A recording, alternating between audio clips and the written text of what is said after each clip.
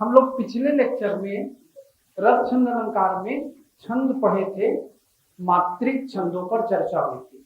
मात्रिक छंद के बहुत से प्रकार बचे हुए हैं, उसको भी आज के लेक्चर में लेंगे। और शुरुआत करते हैं थोड़े से वर्णिक छंद से, जहां पर वर्ण अर्थात अक्षरों को गिना जाता है। तो मैं पहले भी बता रहा था, छंद को पढ़ना, नियम को सीखना एक अलग चीज है, और कविता को जीना चाहिए हमको। यदि हम कविता को जिएंगे तो बाकी सारी चीजें क्या हो जाएंगी, अपने आप आसान हो जाएंगी। तो पहला है कवित्व छंद। तो हम पहले उसके लय से शुरू करते हैं। एक अपने ही कवित्व में आपको सुना रहा हूं, ठीक है? मैं लिखा हूं आप लोगों की सेवा में। देश की वर्तमान स्थिति या कभी भी जब हमारे बीच में नफरत बढ़े तो क्या करना चाहिए। देश में तो प्रेम का माहौल है भी, ठीक है, और भगवान करे हमेशा वैसी रहे। तो एक कवित्व है, उसके लय को समझिए कैसे पढ़ते हैं। तेरी मेरी मेरी तेरी बहुत है हो चुकी, इन्हें तो भूल जाने का अब समय है आ गया। घृणा को मिटाने का, प्रेम को जगाने का, सत्य को सजाने का अब समय है आ गया। अब न की तो कब करोगे, हाथ मल के सर धुनोगे, क्रांति की बिगुल बजाने का समय है आ गया। छोड़ कर के बीती बातें, पीछे छोड़ काली रातें, फासले मिटाने का अब समय है आ गया। तो ये एक आह्वान का कवित्व है। ऐसे कवित्व अभी शुरू हुए हैं ऐसा नहीं है। मैं आपको जब उदाहरण दूंगा तो परंपरागत रीतिकाल के कवियों से शुरू करूंगा। वो परंपरा आधुनिक समय तक चलती रही है। जैसे एक सांसद है राजस्थान के, उदयपुर क्षेत्र के, उन्होंने चांदनी पर एक बहुत अच्छा कवित्व लिखा था जो युवाओं ने बहुत पसंद किया। उसको भी सुन लीजिए ताकि आप समझ जाए कि हम पढ़ क्या रहे हैं। जब से संभाला हो मेरी काव्य चेतना ने, मेरी कल्पना में आती जाती रही चांदनी। कवि की कल्पना में आ रही है। जब से संभाला हो मेरी काव्य चेतना ने, मेरी कल्पना में आती जाती रही चांदनी। आधी आधी रात को चुरा के नींद अखियों से, खेत खलिहान में बुलाती रही चांदनी। दुख में तो सुख में तो सभी साथ देते, किंतु दुख में भी गीत मेरे साथ साथ गाती रही चांदनी। जाने किस बात पे मैं चांदनी को भाता रहा, और बिना बात मुझे भाती रही चांदनी। ठीक, तो कविता की एक परंपरा होती है जो अनवरत रूप से चलती है। जैसे सूरदास ने लिखा भ्रमर गीत, आपने सुना ही होगा, जहां गोपियां उद्धव के ज्ञान के घमंड को तोड़ती हैं अपने भक्ति और प्रेम के माध्यम से। तो उस उद्धव प्रसंग को लेकर के सूरदास ने भी लिखा। श्रीमद् भागवत के 10वें स्कंध में भी वो आया। फिर बहुत सारे बीच में जितने भी भक्ति के और कवि थे उन लोगों ने लिखा। आधुनिक काल में देखिए उस पर एक कवित्व लिखा नूतन कपूर ने, कि कैसे उद्धव जब आ जाते हैं ब्रज में और ज्ञान की बातें करते हैं तो गोपियां क्या कहती हैं, ये भी कोई कायदा है, उद्धव को बोल रही है, ये भी कोई कायदा है वायदा। ये भी कृष्ण के लिए है। तो उन्होंने एक दूत भेजा है, ये, और खुद कहाँ चले गए हैं, मथुरा, खुद नहीं आए हैं। ये भी कोई कायदा है वायदा न पूरा करे, भेजे एक दूत जो कि दुश्मनों का लगता। ज्ञान की तो बात करे, 3 हाथ आगे बढ़, प्रेम का वो नाम सुन पीछे पीछे हटता। उद्धव ज्ञान की बात 3 हाथ आगे बढ़ के करता है, और प्रेम का नाम सुन के क्या होता है, पीछे पीछे हटता है। कृष्ण ने कैसा दूत भेजा है, खुद ना आकर के, ये कायदे के खिलाफ है। ये भी कोई कायदा है वायदा न पूरा करे, भेजे एक दूत जो कि दुश्मनों का लगता। ज्ञान की तो बात करे, 3 हाथ आगे बढ़े, प्रेम का वो नाम सुन पीछे पीछे हटता। ब्रज के ली कुंज कुंज गली विथियों के बीच, कान प्रेम कान प्रेम कान प्रेम पगता।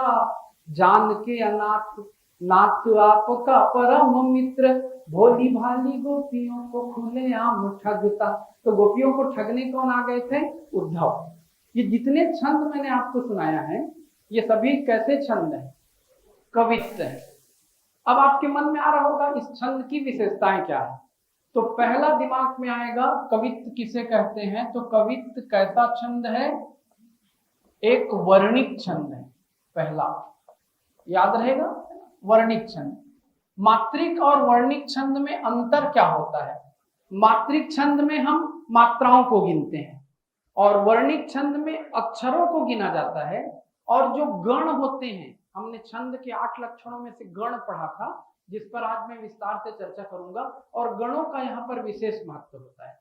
तो ये वर्णिक छंद है, कौन सा छंद, कवित्त, और इसमें 31 वर्ण होते हैं। कितने वर्ण होते हैं इसमें, 31। कवित्त छंद को मनहरण या घनाक्षरी भी कहा जाता है। ये आपके दिमाग में पहले स्पष्ट रहे। कैसा छंद है कवित्त, वर्णिक। कितने वर्ण होते हैं इसमें, 31। ठीक, और इसको दूसरा नाम क्या कहा जाता है, इसका दूसरा नाम क्या है, घनाक्षरी या मनहरण। और इसमें तीसरा याद रखना है, 16 और 15 पर यति रहेगी। यति का मतलब क्या होता है, विराम। पिछला लेक्चर आपको याद होगा, नहीं होगा तो देख लीजिएगा। यति का मतलब क्या होता है, विराम। 16 और 15 पर विराम, है ना, हम विराम बोल रहे हैं, लेकिन विराम ना कह करके क्या कहा जाएगा छंद की भाषा में, यति रहेगी। कवित्त लिखने के लिए सेनापति बेहद प्रसिद्ध हुए। सेनापति ने अलग अलग ऋतुओं के वर्णन में कवित्त लिखा है, तो हम उसको उदाहरण सहित समझते हैं। जैसे मैं सेनापति की एक प्रसिद्ध कविता, एक प्रसिद्ध कवित्त लिख रहा हूं, आप उसको मात्राओं के सहित समझने का प्रयास कीजिएगा। लिखते चलिए मेरे साथ। शिशिर में मतलब एक ऋतु है जब ठंड बहुत बढ़ जाती है ना। शिशिर मतलब आप समझ लीजिए शीत का बहुत ज्यादा बढ़ जाना। शिशिर में शशि को, अभी पढ़ करके भी देखेंगे, शिशिर में शशि को स्वरूप पावे सविताऊ। अब इसका शाब्दिक अर्थ भी समझे, इसमें क्या अलंकार है ये भी समझे। अलंकार की क्लास में अलग से पढ़ेंगे। शिशिर में शशि को स्वरूप पावे सविताऊ, मतलब शिशिर की ऋतु में शशि का मतलब होता है चंद्रमा। चंद्रमा का स्वरूप किसका हो जाता है, सविता का। सविता मतलब होता है सूर्य, यानी ठंड इतनी ज्यादा बढ़ गई है कि सूर्य कैसा लग रहा है, चंद्रमा के जैसा। शिशिर में शशि को स्वरूप पावे सविताऊ, घाम हूं में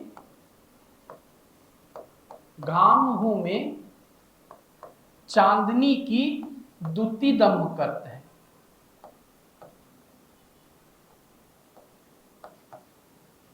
सूर्य में किसकी झलक दिख रही है, चांदनी की।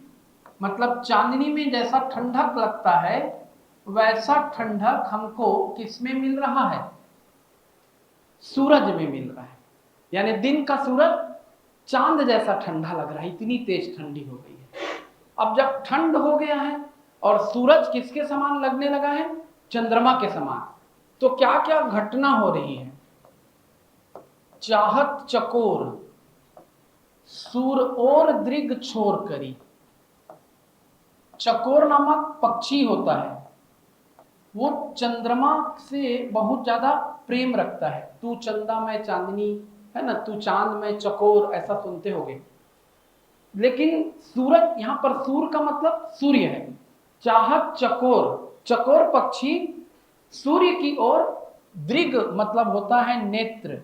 चाहत चकोर सूर और दृग छोर करी, अपने आंखों से चकोर निरंतर किसे देख रहा है, सूर्य को देख रहा है। चकवा की छाती तजी धीर धस करती है, और चकवा को ऐसा लग रहा है कि सूरज का उदय कब होगा। उसके हृदय में अब धीरज नहीं रह गया है, उसने धीरज छोड़ दिया है, उसका हृदय विदीर्ण हो रहा है। तजी धीर धसकती है, चकवे की छाती में, चकवे के हृदय में अब धीरज नहीं है। सूरज आ क्यों नहीं रहा करके, मतलब चकवा पक्षी को किससे प्रेम है, सूर्य से। एक लंबा कवित्त है, आगे और आता है, शशि शंख पंक जनी फूल न सकती है। लंबा कवित्त है। अब देखिए आप इसको समझिए पहले, इसमें 16 और 15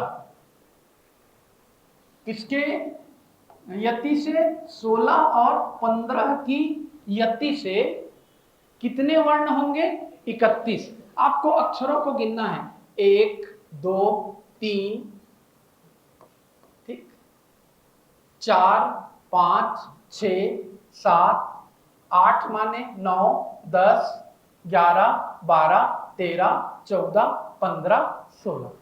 देख लीजिए 16 पे एक पंक्ति का आधा हिस्सा पूरा हुआ, वहां पर यति है, पढ़ते समय हम वहां पर रुकेंगे। फिर यहां पर देखिए 15 वर्ण रहेंगे, मात्रा नहीं गिनेगा, किसको गिनेंगे, वर्ण अक्षरों को। 1 2 घाम में 2 वर्ण हो गए, 3 4 5 6 7 8 9 10 11 12 13 14 15 16 15 वर्णों को मिला लिए, कितने वर्ण हो गए, 31। वर्ण गिनना फिर भी कठिन काम है। लय पे आ जाइए, जो मैं जानबूझकर आपको शुरू में सुना रहा था, इसी लय पर चलिए। शिशिर में शशि को स्वरूप पावे सविताऊ, घाम हूं में चांदनी की दूती दमकती है। चाहत चकोर सुर और दृग छोर करी, चकवा की छाती तजी धीर धसकती है। चंद के भरम मोद होत है कुमुदनी को, शशि शंख पंख जनी फूल ना सकती है। आप भी यदि कविता लिखना सीख जाएंगे तो वहीं पर यति आएगा, 16 पर 15 पर। कवि गिन गिन के नहीं लिखता। सेनापति ने 6, हमारे यहाँ 6 ऋतुएं होती हैं। कालिदास ने सबसे पहले 6 ऋतु वर्णन की परंपरा शुरू की। कवि कुलगुरु कालिदास ने संस्कृत में, उनकी रचना का ही नाम है ऋतु संहार। तुलसीदास ने भी 6 ऋतुओं का वर्णन किया। सेनापति ने हर ऋतु पर कवित्त लिखा, ग्रीष्म वर्षा शरत हेमंत वसंत। तो उनके सारे कवित्त परीक्षाओं में आते हैं, इसमें कौन सा छंद है करके सभी को सुन लीजिए। जैसे ग्रीष्म ऋतु पर उनका कवित्त है, वृष्ट को तरनी तेज सहसो किरण करी, ज्वालन के जाल विकराल बरसत है। वृष राशि का सूर्य सहस्त्रों किरणों के साथ ज्वालाओं की वर्षा कर रहा है। कौन सा दृश्य है, गर्मी का। छंद कौन सा है, कवित्त। दामिनी दमक सूर चाप की चमक, श्याम घटा की घमक, अति घोर घन घोरते। सुन के समझ में आ रहा होगा, छंद कौन सा है, कवित्त। किस ऋतु का वर्णन हो रहा है ना, बरसात का। दामिनी दमक, बिजली चमक रही है। तो आप कवित्त को देख करके पहचानना सीखें। भगवान शिव की स्तुति में पद्माकर ने कवित्त लिखा, वो भी बहुत फेमस है। देवनर किन्नर, सुन लीजिएगा, लिख भी लीजिएगा बाद में कॉपी में, इसको आपको देखते ही समझ में आए। ढेरों ढेर कवित्त आप पढ़ लें। देवनर किन्नर कितेक गुण गावत, पे पावत न पार जानंत गुण पूरे को। किसकी स्तुति करते हैं सब, भगवान शिव की। देवनर किन्नर कितेक गुण गावत, पे पावत न पार जानंत गुण पूरे को।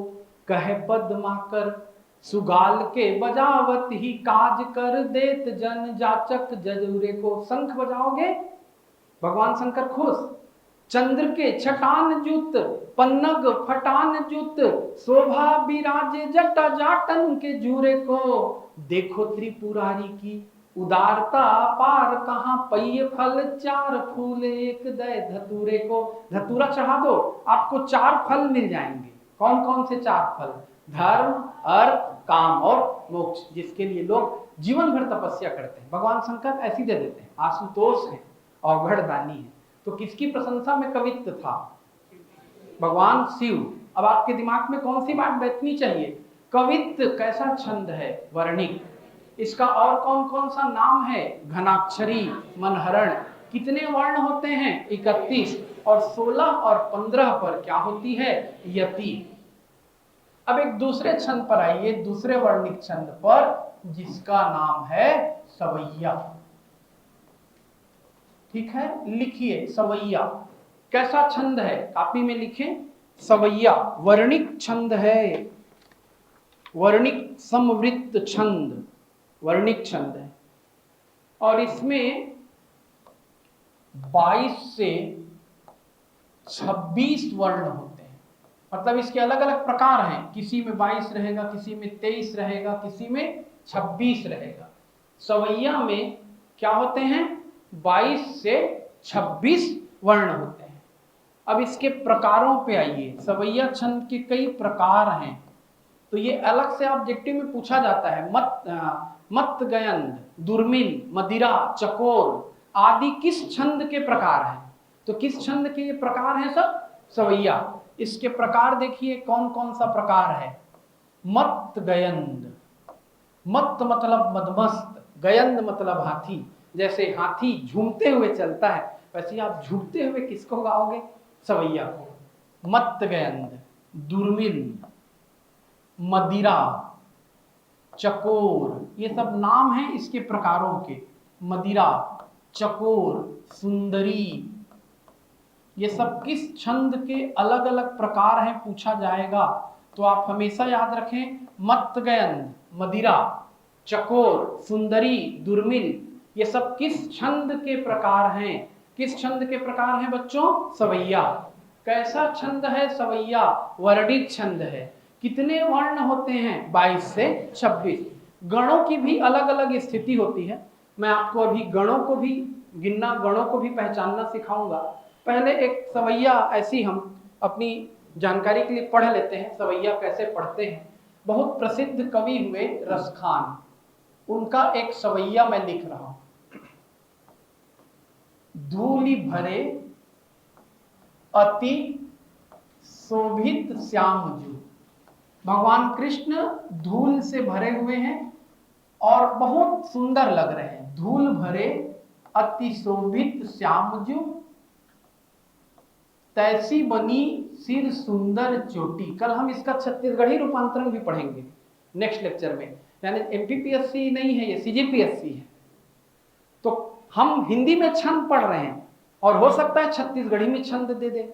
जानते हैं हिंदी और छत्तीसगढ़ी को मिला देते हैं यहाँ। तो कल ऐसे सब छंदों का मैं किसमें रूपांतरण बताऊंगा? छत्तीसगढ़ी में। अभी हिंदी में देखिए। धूल भरे अति शोभित श्यामजू, तैसी बनी सिर सुंदर चोटी। उनके सिर पर कैसी बनी हुई है चोटी? सुंदर चोटी बनी हुई है। माता यशोदा ने चोटी गूंथकर भगवान कृष्ण को खेलने के लिए छोड़ दिया है आंगन में। खेलत खात फिरे अंगना, वो खेलते खाते कहां पर घूम रहे हैं? आंगन में। खेलत खात फिरे अंगना, पग पैजनी बाजती पीर कछौटी। उनके पैर में पैजनी बज रही है। बच्चों के पैर में पाजेब बांध देते हैं। पग पैजनी बाजती पीर कछौटी, और वो पीले रंग की कछौटी पहने हुए हैं, कमर में वस्त्र पहने हुए हैं। पीत कछौटी या पीर कछौटी जो भी होगा। पग पैजनी बात, इसमें कौन सा रस है पूछेगा? ये वात्सल्य रस है इसके, है ना। अब मैं रस पर भी थोड़ी थोड़ी चर्चा करूंगा, नेक्स्ट लेक्चर में कवर करेंगे। वाछवी को रसखान बिलोकत, भगवान कृष्ण के उस रूप को रसखान देख रहे हैं और ऐसा लग रहा है वाछवी को रसखान बिलोकत। वारही काम कला निज कोटि, और भगवान कृष्ण की उस छवि पर कामदेव की कितनों भी कलाएं न्योछावर है। वार देना, न्योछावर कर देना। भगवान कामदेव खुद अपनी कलाओं को उन पर न्योछावर कर दे रहे हैं। और ऐसे समय में अचानक क्या होता है? एक कौवा आता है और भगवान के हाथ से रोटी, माखन रोटी को छीन कर चला जाता है। तो काग के भाग बड़े सजनी, हरि हाथ से ले गयो माखन रोटी। कभी न कभी सुने हो। अब इसके लय को समझिएगा, गति यति विराम को। कैसे गति होता है, कैसे विराम है ना, कैसे यति होता है, कैसे रुकते हैं।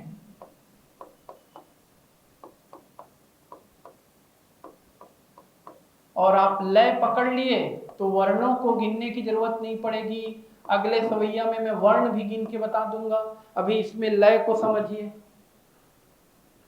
धूली भरे अति शोभित श्याम जू, तैसी बनी सिर सुंदर चोटी, खेलत खात फिरे अंगना, पग पैजनी बाजती पीर कछौटी, वाछवी को रस खान बिलोकत, वारही काम कला निज कोटि, काग के भाग बड़े सजनी, हरि हाथ से ले गयो माखन रोटी। कौन सा छंद है? सवैया। रटने की जरूरत नहीं है, समझने की और क्या करने की जरूरत है? आनंद लेने की। इसके एक विशेष प्रकार को लिखिए, मत गयंद सवैया। मत गयंद सवैया, बहुत अच्छे से इसको हम समझेंगे।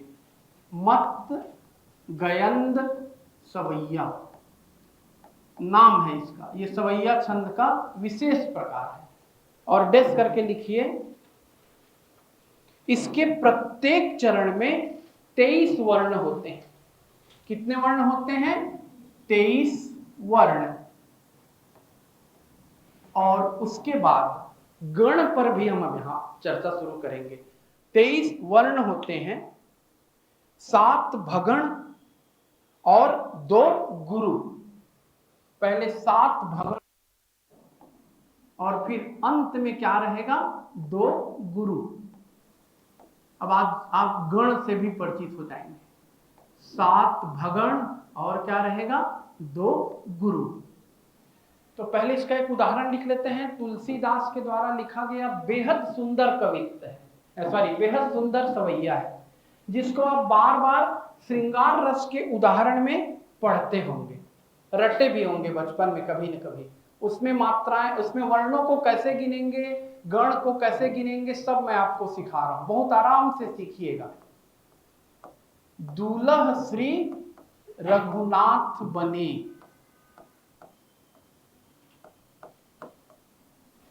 दुल्ही सिय सुंदर मंदिर माही। भगवान राम की शादी का दृश्य है।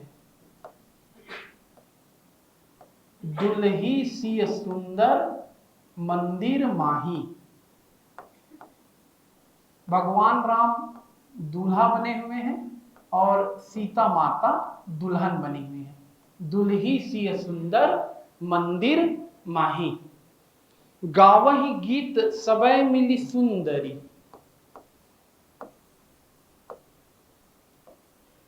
गावही गीत सबय मिली सुंदरी। जो सुंदरियां हैं वो सभी मिलकर, जो सखियां हैं, सुंदर महिलाएं हैं गांव की, वो सब मिलकर क्या कर रही हैं? गीत गा रही हैं। वेद जुआ जुरी विप्र पढ़ाही। और जो वेद लोग, जो विप्र लोग हैं, युवा विप्र, वेद जुआ जुरी विप्र पढ़ाही। विप्र लोग वेद पाठ कर रहे हैं, पढ़ाही। फिर आगे की पंक्ति आपके लिए बहुत सुनी हुई है। राम को रूप निहारती जानकी, कंगन की नग की परछाई।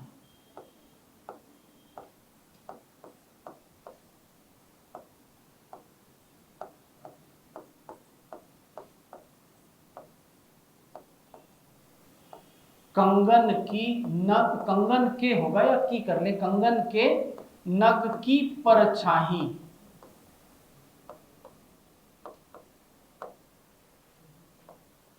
कंगन के नग में भगवान राम का रूप माता जानकी देख रही हैं। याते सबय सुधि भूल गई, इससे उनकी सारी सुधि भूल गई। याते सबय सुधि भूल गई।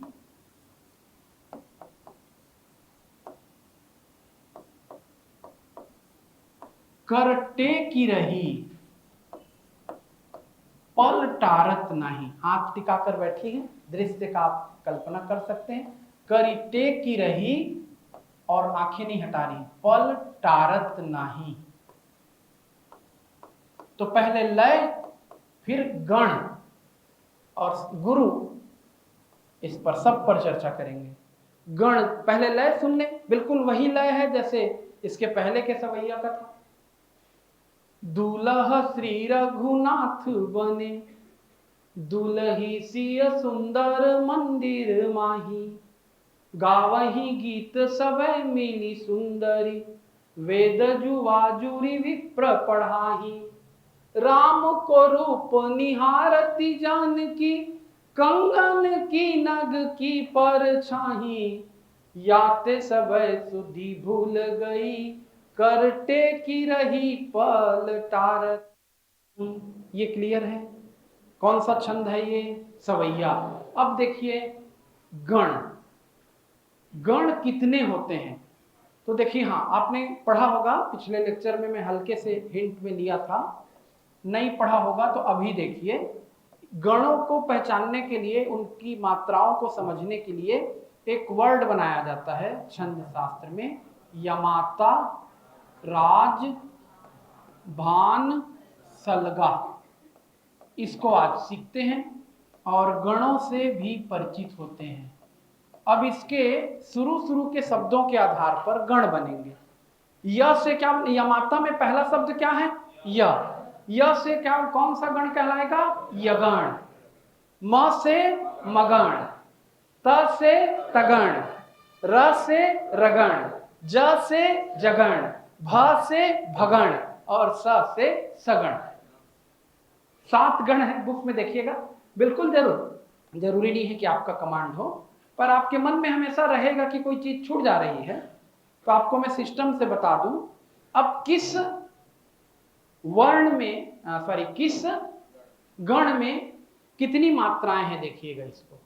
पहले नंबर पर क्या लिखा हुआ है प्रिय मित्रों? पहले नंबर पर क्या है? यमाता। यमाता मतलब क्या है? यगण। यमाता, य में कितनी मात्रा है? 1। मा में कितनी मात्रा है? 2। और ता में कितनी मात्रा है? 2। तो यगण में क्या होता है? 1 लघु 2 गुरु। यगण के बाद क्या आएगा? मा से मगण, मगण। मगण के लिए क्या वर्ड बनेगा? मा ता रा। मां भी गुरु है, ता भी गुरु है, रा भी गुरु है। ऐसा आप निकालते जाना, बुक में दिया भी हुआ है। मगण किसको कहेंगे? कौन से गण को? जिसमें 3 गुरु एक साथ रहेंगे। यहां पर किसकी चर्चा हो रही है? भगण। भगण कहां पर आया है? भान सलगा। तो भा में कितना हुआ? 2। न में कितना हुआ? 1। और स में कितना हुआ? 1। इसका मतलब भगण कैसे बनता है? भगण, भगण बनेगा 1 गुरु और 2 लघु से। देखिएगा कविता का जादू और हिंदी का विज्ञान, इसको आप ध्यान से समझिए। लय से तो आप आनंदित हो गए, इसको देखिएगा और मजा आएगा आपको। 7 भगण होते हैं और 2 गुरु। भगण मतलब कैसे आएगा? गुरु लघु लघु। देखो शुरू होगा, दूल्हा मतलब गुरु लघु लघु, हुआ भगण। गुरु लघु लघु हुआ भगण। गुरु लघु लघु हुआ भगण। गुरु लघु लघु हुआ भगण। गुरु लघु लघु हुआ भगण। दुल्ही ऐसा बन जाएगा, ये गुरु हो जाएगा ना। गुरु लघु लघु, मेरे से मिस हो रहा है, तुलसीदास जी से नहीं होगा। गुरु लघु लघु, गुरु लघु लघु, लाइन से भगण भगण भगण भगण दिख रहा है। जैसा हमने भगण में पढ़ा 7 गुरु, क्या होगा? 7 भगण। भगण यानी क्या हो रहा है? गुरु लघु लघु, लाइन से गुरु लघु लघु, गुरु लघु लघु, 7 भगण। और अंतिम में 2 गुरु, देखो गुरु गुरु गुरु गुरु गुरु गुरु गुरु गुरु, और सब में 7 भगण है। यदि आगे पीछे हुआ होगा तो मेरी मात्रा लगाने से गलती में हुआ। 7 भगण 2 गुरु, कौन सा छंद? मत गए। अपेक्षा तो नहीं है इतने डीप में जाएगा, लेकिन आप जानते रहे, अब तो आपको आसान लग रहा होगा। सवैया कैसा छंद है? वर्णिक। कितने वर्ण होते हैं? 22 से लेकर 26, जिसमें ये जो हम मत्तगयंद को पढ़ रहे थे, मत्तगयंद में पर्टिकुलर कितने वर्ण होंगे? 23। गिन सकते थे आप, कॉपी में लिखा है, बुक में है, घर में बैठ के गिनिए। एक सवैया और लिखा रहा हूं, दुर्मिल सवैया। नाम क्या है सवैये का? दुर्मिल। दुर्मिल सवैया, ठीक। और लिखिएगा दुर्मिल सवैया के बारे में। दुर्मिल सवैया को चंद्रकला भी कहते हैं, केवल ऐसी। और इसका एक उदाहरण आपको दे रहा हूं। दुर्मिल सवैया, इसका दूसरा नाम क्या है? चंद्रकला। पढ़ते रहिएगा इसके बारे में। और मैं एक छंद लिख रहा हूं।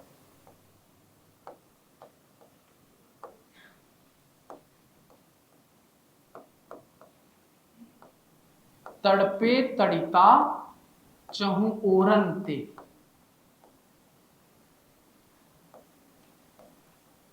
छिति छाई समीरन के कहरे।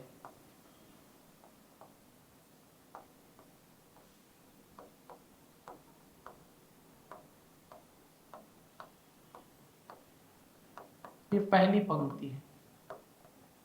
क्या लिखा गया है? तड़पे तड़िता चहु ओरन ते, सब तरफ से क्या हो रही है? बिजली चमक रही है। छिति छाई समीरन के कहरे, और धरती पे चारों तरफ क्या हो रहा है? समीर यानी हवा चल रही, बहुत तेज हवा चल रही है। मदमाते कहां? गिरि श्रृंगन पे। मदमाते कहां? गिरि श्रृंगन पे। अब ये बादलों पर आगे चर्चा शुरू हो जाएगी। मदमाते कहां? गिरि श्रृंगन पे, मन मंजू मयूरन के कहरे। मन मंजू मयूरन के कहरे। मयूरन यानी मयूर पक्षी। मयूर किसका दोस्त है? बादलों का। जब बादल छाते हैं तो मयूर नाचता है, आवाज लगाता है। मदमाते कहां? गिरि श्रृंगन पे। गिरि का मतलब होता है पर्वत, और श्रृंग का मतलब होता है चोटी। मदमाते हुए बादल कहां पर आ गए हैं?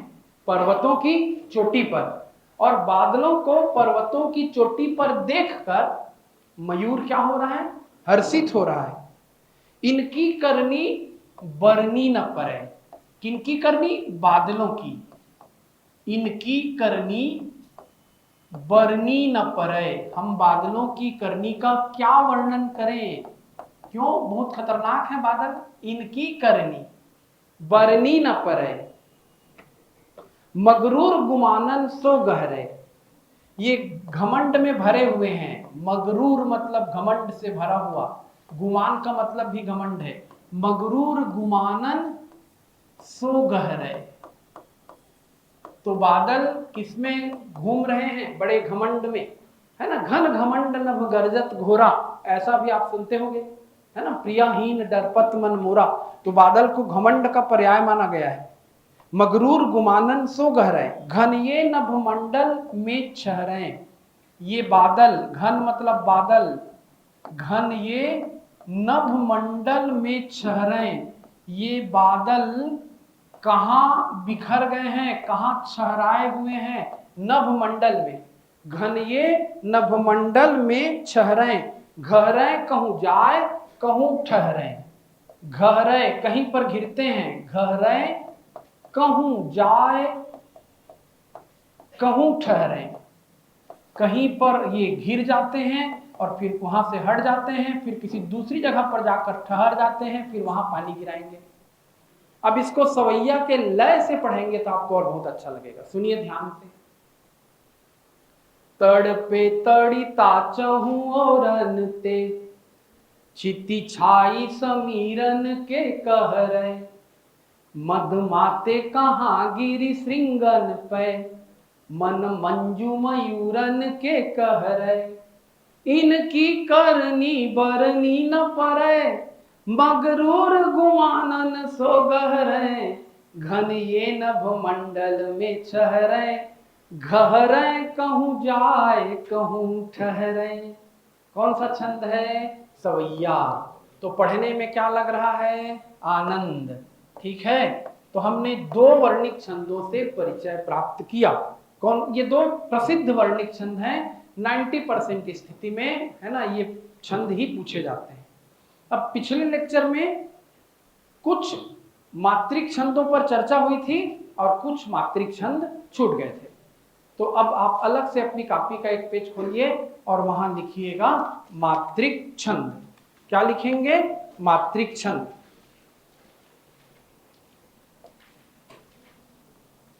तो रिवाइज करते हुए चलते हैं, और वैसे भी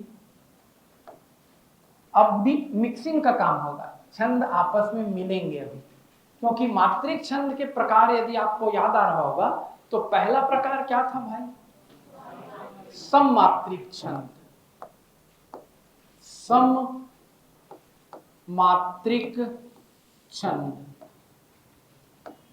इसमें पहले नंबर पर हमने, बहुत से प्रकार होते हैं, मैं बहुत प्रमुख प्रकारों को बता रहा हूं। पहले नंबर पर हमने किसकी चर्चा की थी? चौपाई। पिछला लेक्चर याद आ रहा है? चौपाई में कितने चरण? 4। 16 चरण नहीं, 4 चरण। प्रत्येक चरण में कितनी मात्राएं? 16 मात्राएं। एकदम स्पष्ट। चौपाई के बाद मात्रा बढ़ेगी। आज हम इस छंद का उदाहरण भी देखेंगे। कौन सा छंद आएगा? रोला। रोला में भी कितने चरण? 4, लेकिन हर चरण में मात्राएं कितनी? 24 मात्राएं। रोला के बाद तीसरा गीतिका। गीतिका में कितने चरण? 4, लेकिन 2 मात्राएं और बढ़ जाएगी। प्रत्येक चरण में कितनी मात्राएं? 26 मात्राएं। चौथा छंद का प्रकार हमने देखा था हरि गीतिका। हरि गीतिका में भी कितने चरण? 4, और प्रत्येक चरण में कितनी मात्राएं? 28। उम्मीद है आपको ये सब याद होगा। इसमें मात्राओं को गिनने का तरीका हमने सीखा था, वो भी आपको याद होगा। नहीं होगा तो पिछले लेक्चर को फिर से रिवाइज करें। अब हम इसके बाद क्या पढ़े थे? सममात्रिक के बाद अर्ध सममात्रिक, दूसरे टाइप के आइए। अर्ध सममात्रिक। अर्ध सममात्रिक छंद, इसमें किस पर चर्चा हुई थी? दोहा। जान विषम 13 कला, सम शिव दोहा मूल। दोहा के विषम चरणों में, अर्थात पहले और तीसरे चरणों में कितनी मात्राएं? 13। 1 3 13। दूसरे और चौथे चरणों में कितनी मात्राएं? 11। 13 11। और दोहा उल्टे सोरठा। तो सोरठा में क्या हो जाता है? पहले और तीसरे चरण में 11 मात्राएं, और दूसरे और चौथे चरण में 13 मात्राएं। तुक में दोहा में 2 और 4 का मिलता है, सोरठा में 1 और 3 का। लय भी मैं आपको गाकर सुना चुका हूं। ठीक, इसके बाद बरवय, इस पर चर्चा कर लेंगे कभी भी। तुलसीदास ने तो बरवय रामायण ही लिखी है, याद आ रहा होगा। बरवय छंद पर आधारित है वो, हर उसका जो कविताएं हैं वो किसमें है? बरवय छंद में। और बरवय में क्या होता है? 12 7। 12 मात्राएं होती हैं पहले और तीसरे चरण में, दूसरे और चौथे में कितनी होती हैं? 7। और एक चौथा है जिसका अभी हम उदाहरण देखेंगे, वो है उल्लाला। उल्लाला में भी पहले हाँ और तीसरे में समान मात्राएं रहेंगी 15 और दूसरे और चौथे में समान मात्राएं रहेंगी 13, 15, 13। इसलिए अर्ध सममात्रिक है, दो दो में समान है, और सममात्रिक में चारों में समान है। तो ये इसमें से हमने 4 और 2 6 छंद बहुत अच्छे से पढ़ लिए थे। ठीक, अब हम मिक्स करेंगे तो क्या बन जाएगा इसके बाद? विषम मात्रिक छंद। कौन सा छंद बनेगा? अब तीसरा प्रकार आएगा। किसका तीसरा प्रकार? मात्रिक छंद।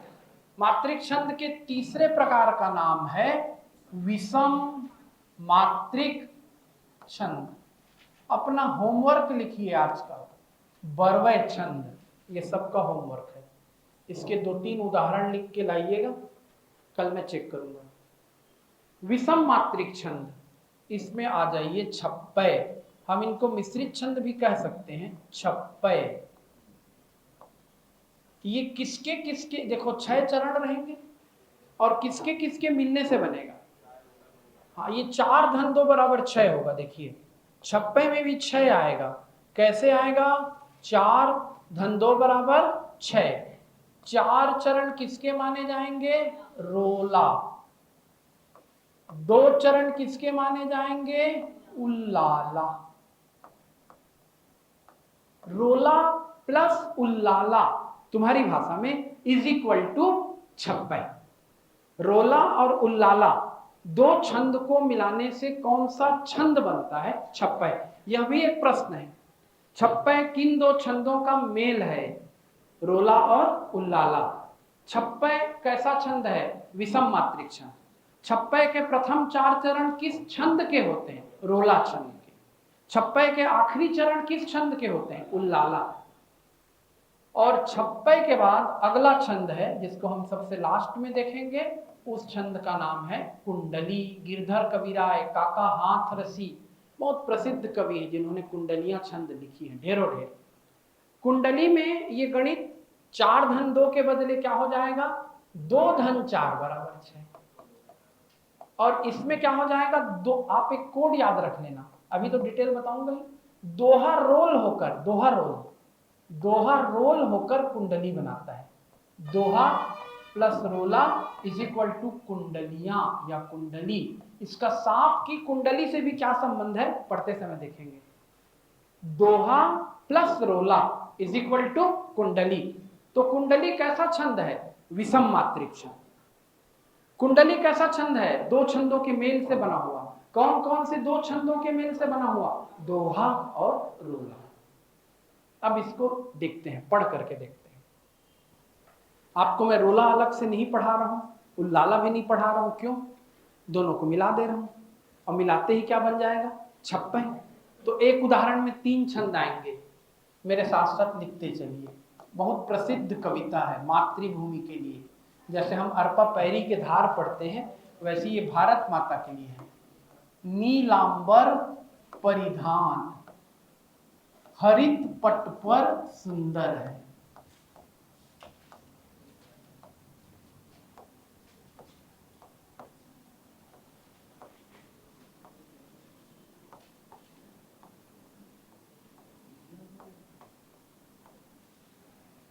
सूर्य चंद्र युग मुकुट, युग मतलब दोनों जुड़वा, यहां पर युग्म शब्द है। सूर्य और चंद्रमा मुकुट के जैसे हैं। सूर्य चंद्र युग मुकुट, भारत के 2 मुकुट हैं भारत माता के। कौन कौन से 2 मुकुट हैं? दिन में सूरज का मुकुट और रात में चंद्रमा का मुकुट। सूर्य चंद्र युग मुकुट मेखला रत्नाकर है। मेखला यानी करधनी समझ लो, रत्नाकर यानी समुद्र, समुद्र करधनी है भारत माता की। मेखला रत्नाकर है। नदियां प्रेम प्रवाह,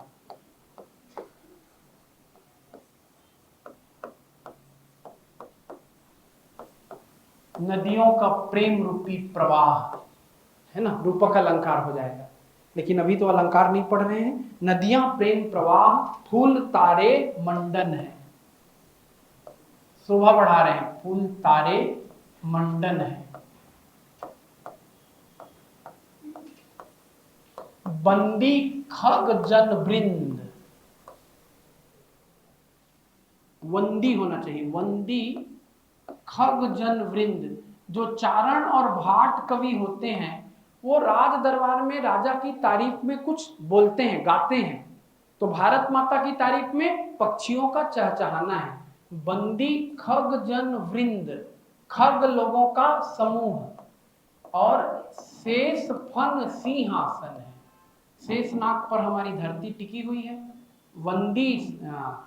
वंदी खग जन वृंद शेष फन सिंहासन है। ये 4 चरण हो गए। यदि हम छप्पे पढ़ रहे हैं तो बोलिए तो कौन सा ये 4 चरण बनेगा? छप्पे कैसे बनता है? 4 धन 2, इसी से बनता है ना, 4 धन 2 बराबर 6। और प्रथम 4 चरण किसके होते हैं? रोला।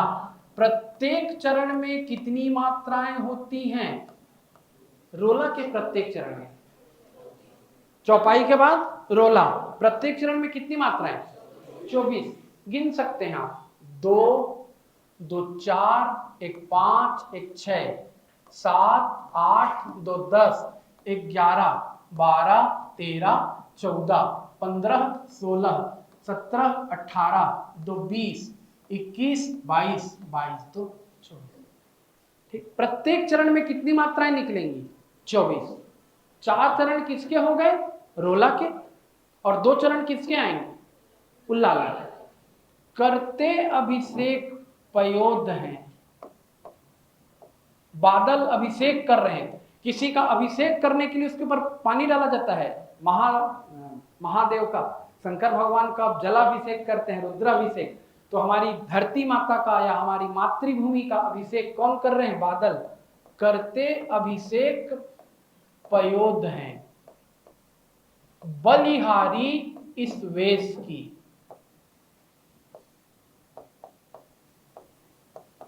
इस वेश पर हम बलिहारी जाते हैं, बलिहारी इस वेश की।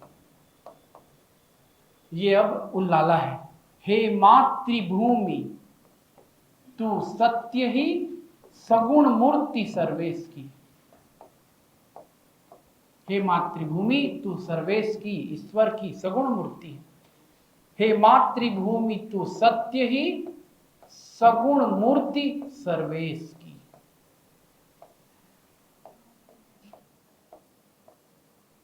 तुक भी आप देख रहे हैं। देखिए आप, कई रोला में भी 24 मात्राएं आ रही हैं, दोहा में भी 24 मात्राएं हैं, सोरठा में भी 24 मात्राएं हैं। यति और तुक का अंतर आ जाएगा। चौपाई में कैसे तुक मिला था? 1 2 3 4, पहले का दूसरे से, तीसरे का चौथे से। रोला में भी कैसे मिलता है? 1 2 है 3 4, ये अंतर है। सोरठा में 1 और 3 का मिलता है, दोहा में 2 और 4 का मिलता है। लेकिन चौपाई रोला, इसमें तुक से ही आप पकड़ लोगे 1 2 3 4। और ये उल्लाला आ गया। तो रोला और उल्लाला, इन दोनों छंदों को मिला देंगे, एक साथ मिलाकर पढ़ेंगे तो छप्पे बन जाएगा।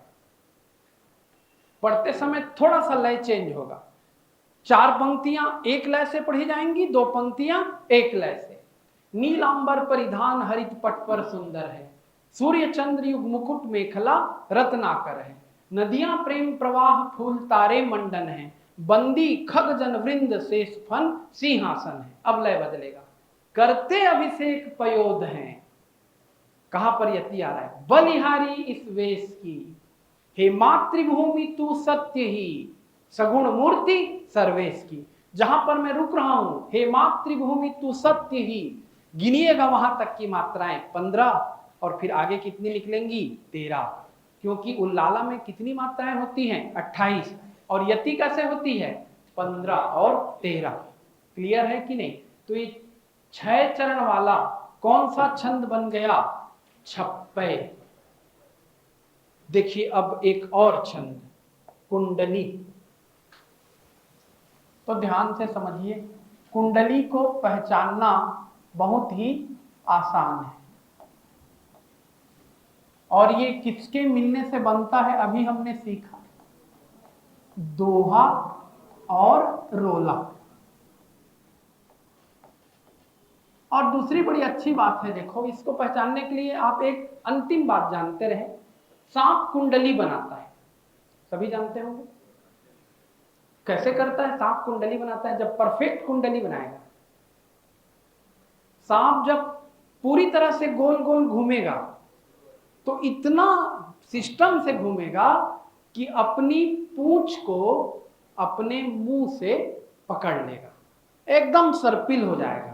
वो सांप की कुंडली है। नहीं सुने थे कभी? इस घटना का संदर्भ केमिस्ट्री से भी है। अब तो सब साइंस वाले हैं, मैं खुद एमएससी फिजिक्स हूं, बार बार बताता हूं। केमिस्ट्री से क्या संबंध है? केकुले का नाम आपने सुना था? केकुले ने गुड बेंजीन का स्ट्रक्चर दिया था। बेंजीन की कैसी संरचना होती है? एरोमेटिक। दो प्रकार की, अरे केमिस्ट्री तो पढ़ाना नहीं है फिर भी सुन लो, दो प्रकार की संरचना थी, एलिफेटिक और एरोमेटिक। कार्बन की 4 संयोजकता को CH4 में तो संतुष्ट कर लिए, लेकिन C2H2, C2H6 इसमें सब कैसे संतुष्ट करोगे? तो डबल बॉन्ड और ट्रिपल बॉन्ड। लेकिन C6H6 ये बेंजीन का फार्मूला है, इसमें कार्बन की संयोजकता संतुष्ट हो ही नहीं पा रही थी एलिफेटिक फार्मूले से। बेहद सोचता रहा केकुले इसकी संरचना को लेकर। अचानक रात्रि में केकुले को एक स्वप्न दिखा, और उस स्वप्न में दिख रहा था कि एक सांप कुंडली बनाकर बैठा है। स्वप्न प्रेरित आविष्कार, ऐसी पूरी एक सीरीज भी रहती है, कभी आपसे चर्चा करेंगे। बहुत से आविष्कारों को मनुष्य ने सपने में देखकर सीखा है। तो जब उसने सपना देखा सांप ने कुंडली बनाई है, तो उसने बेंजीन की ये चक्री संरचना दी। नहीं याद आ रहा है ना? और एकांतर क्रम से क्या लगाया? Double bond single bond, double bond single bond. ये हिंट देना काफी है। वैसी कुंडली में क्या होगा? इसका पहला शब्द और आखिरी शब्द समान रहेगा। कई छंद हैं, एक उदाहरण से मैं लिखता हूं, मुझको बढ़िया लगता है वो, आप भी लिखिए मेरे साथ साथ। बिना विचारे जो करे सो पाछे पछताए, जो करे सो पाछे पछताए। बिना विचारे जो करेगा उसको बाद में तो पछताना पड़ेगा ही, सो पाछे पछताए। काम बिगाड़ो अपना, जग में होत हंसाए। अपना काम भी बिगाड़ता है और जग में भी उसकी क्या होती है? हंसी। काम बिगाड़ो अपना, जग में होत हंसाए। अब आप बताइए तो ये कौन से छंद बन गए यहां तक? ये भाई निश्चित रूप से समझ में आना चाहिए आपको, ये दोहा है। कुंडली के शुरू के 2 चरण किसके रहेंगे? दोहा के। इसके बाद क्या बनेगा? 4 चरण किसका बनेगा? रोला का। दोहा रोल होकर कुंडली बनाएगा, ऐसा दिमाग में रखिए। दोहा रोल, ब्रेड रोल ऐसा सुने होंगे, ये दोहा रोल है। दोहा प्लस रोला। इसके बाद एक और क्या खासियत है? जो दोहा का आखिरी चरण होता है, चौथा चरण, वो रोला का पहला चरण बनता है। जैसे जग में हो हंसाए, यहीं से अगला चरण शुरू होगा। बिना विचारे जो करे सो पाछे पछताए। काम बिगाड़ो अपना, जग में होत हंसाए। जग में होत हंसाए, चित्त में चैन ना आवे।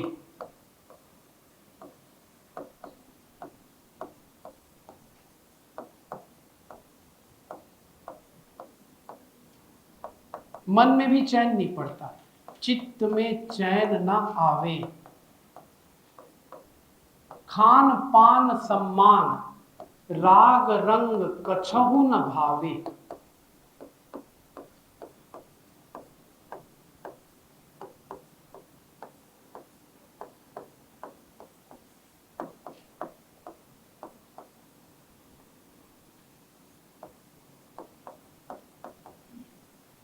तो ये कौन सा चरण, कौन सी पंक्ति अब चलने लग गई?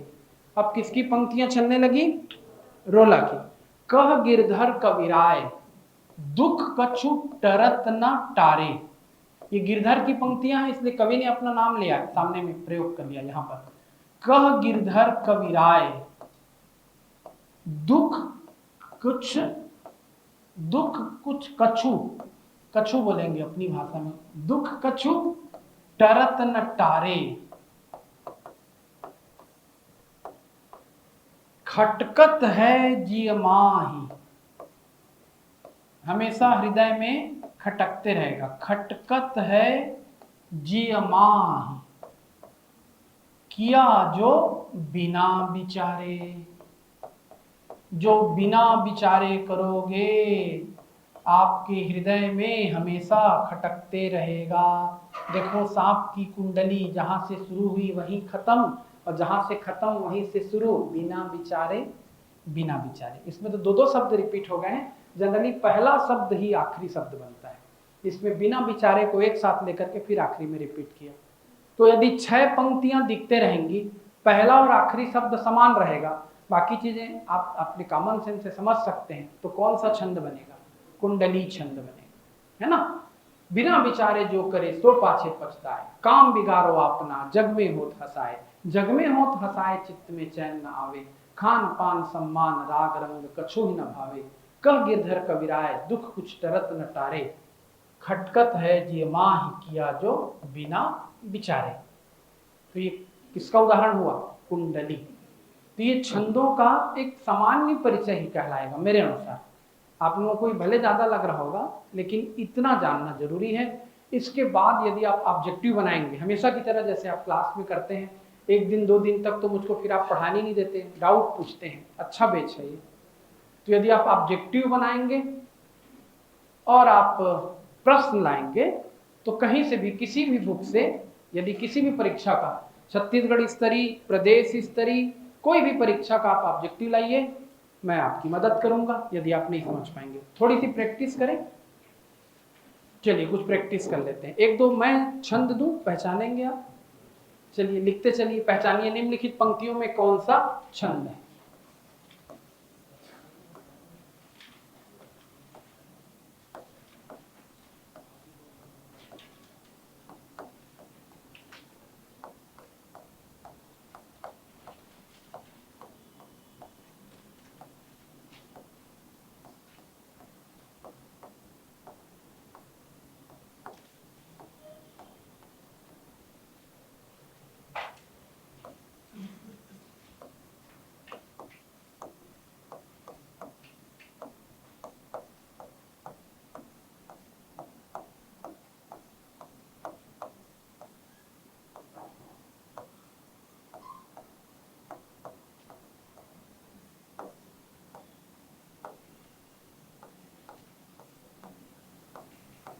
ये पहला छंद है ना, पहचानिए, लिखते चलिए कॉपी में।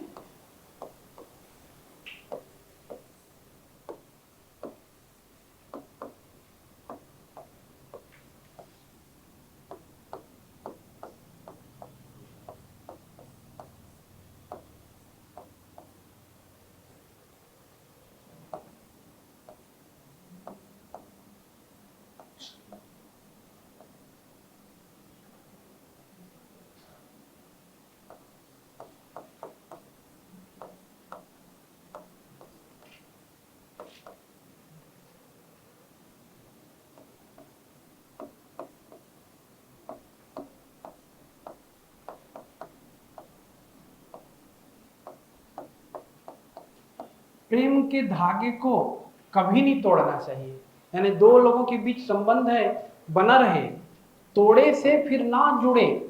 तोड़ दोगे तो दोबारा नहीं जुड़ेगा, और यदि जुड़ेगा तो भी गांठ पड़ जाएगा, जुड़े गांठ पड़ जाए।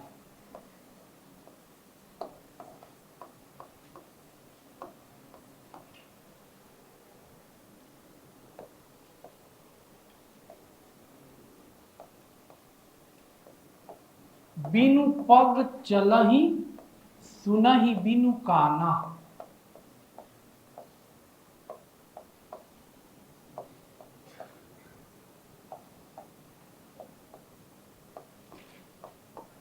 ये ब्रह्म पर है ना, इसको कोई कोई समय पे है बताने लगते हैं, ऐसी अपना ज्यादा दिमाग लगा के। तुलसीदास की रचना है ये, बिनु पग चलहि सुनहि बिनु काना, कर बिनु कर्म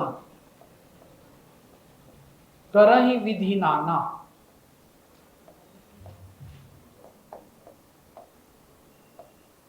आगे बहुत अधिक पंक्तियां हैं। आनंद रहित सकल रस भोगी, बिनु वाणी वक्ता बड़ जोगी, है ना। तन बिनु परस नयन बिनु देखा, ग्रही घ्राण बिनु वास विशेषा, असभ्भाति अलौकिक करनी, महिमा जासु जाई नहीं बरनी। देखिए तो ये 3 पंक्तियां हैं, कितने लोगों से बनेगा? पहला पहला पहला रोला 24 मात्राएं देख लिए, लेकिन आपने ये नहीं देखा कि रोला में मैंने तुक 1 2 3 4 बताया था।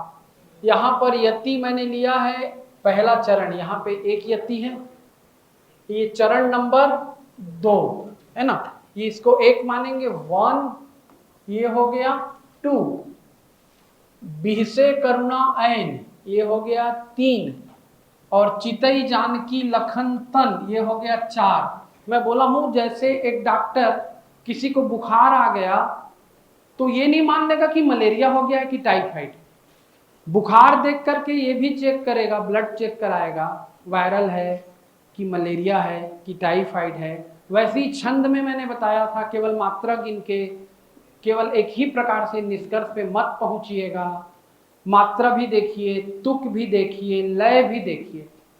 मात्रा तो सोरठा में भी 24 है, लेकिन यति कितने पे है? 11 और यति यति यति यति विराम कहां पर है? पहले में भी रुक है ना, कितनी मात्रा पे विराम है? 11 और 13। तो जहां पर विराम है देखिएगा वहां तक 11 मात्राएं हैं कि नहीं।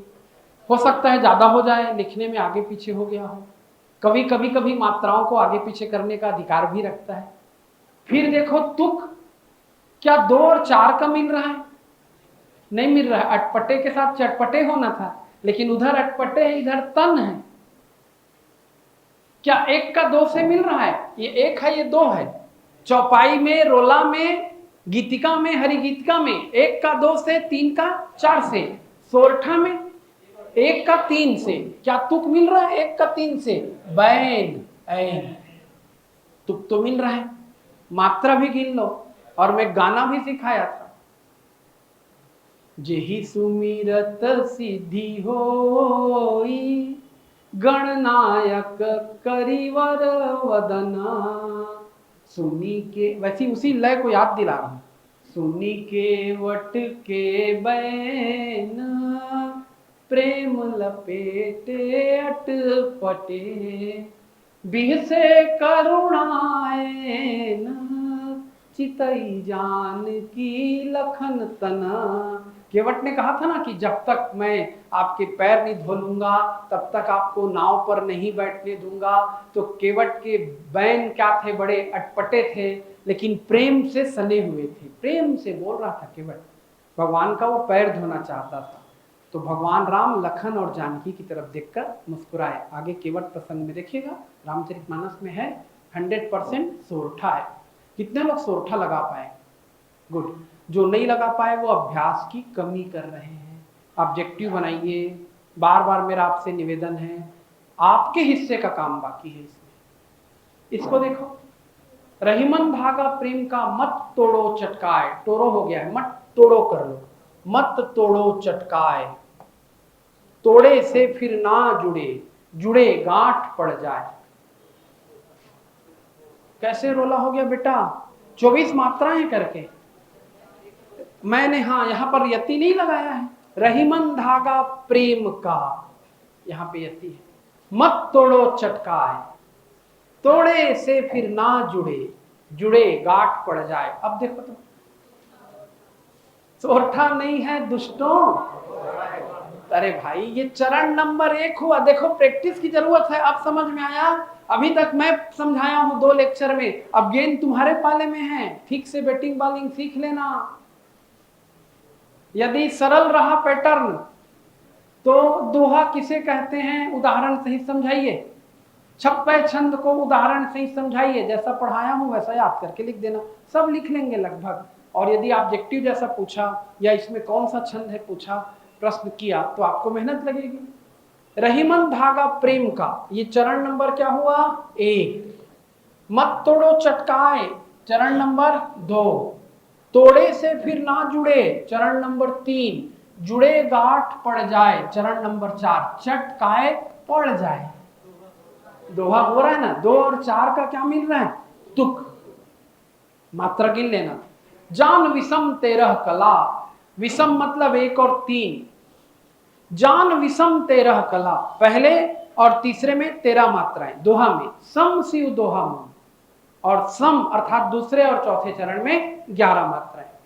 लय याद कर लो, आपको पिछली क्लास में याद होगा तो। आवत ही हर सै नहीं, नैनन नहीं सने, तुलसी तहां न जाइए, कंचन बरसै मेहर, तुलसी कंचन बरसै मेहर। रहीमन धागा प्रेम का, मत तोड़ो चटकाए, तोड़े से फिर ना जुड़े, जुड़े गांठ पड़ जाए, रहीमा जुड़े गांठ पड़ जाए। कितने लोग दोहा लगाए? वो खुश नसीब हो, है ना। थोड़ा थोड़ा समझ में आ रहा है, नहीं बन रहा है, प्रैक्टिस करो। कहानी सुन के नहीं चले जाना है, खुद से बनाना पड़ेगा। ये तीसरा कौन सा छंद है? चौपाई। गिन लेना, 16-16 मात्राएं हैं। बिनु पक चलहि सुनहि बिनु काना, कर बिनु कर्म करहि विधि, चौपाई है। तो आज के लेक्चर के लिए मैं इतना काफी समझ रहा हूं। एक बड़ा चैप्टर खत्म किए हम लोग। रस छंद अलंकार 3 में से 1 कौन सा समाप्त हुआ? छंद। इसके ऑब्जेक्टिव प्रश्नों पर आपसे चर्चा होगी, आप जब चाहें। मैं पढ़ाना शुरू करूंगा नेक्स्ट लेक्चर में अलंकार, और फिर उसके बाद रस। ठीक, मिलते हैं आपसे। आप सभी को धन्यवाद।